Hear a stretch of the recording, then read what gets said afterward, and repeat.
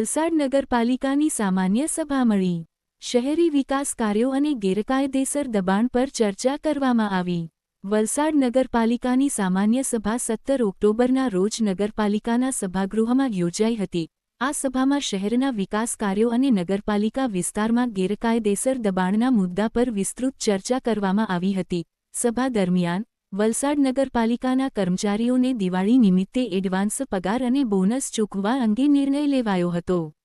આ ઉપરાંત house tax department માટે નવા સર્વર ખરીદવા ભાવ મંગાવવા અને કર્મચારીઓ તથા કામદારોની હાજરી પૂરવા માટે ફેસ પંચ યંત્રની ખરીદી કરવા પર પણ ચર્ચા થઈ હતી. શહેરના બિસ્માર બનેલા મુખ્ય માર્ગોને ડામરિંગ કરવા અને ગણેશ વિસર્જન દરમિયાન બિસ્માર રસ્તાના ખાડા પૂરવા માટે પાથરવામાં આવેલા મટીરીયલ તેમજ ઔરંગા નદીના ઓવારે લગાવેલી લાઇટના ભાડાના બિલ મંજૂર કરવા જેવા મુદ્દાઓ પર પણ વિચારણા કરવામાં આવી હતી.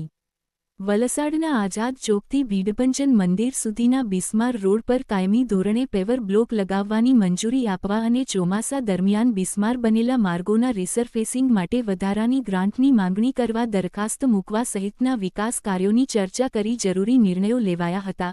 જોકે ગત સામાન્ય સભાના મિનિટ્સના મુદ્દે નગરપાલિકાના સભ્ય જ્યોત્સનાબેને વાંધો ઉઠાવી સભામાંથી વોકઆઉટ કર્યો હતો.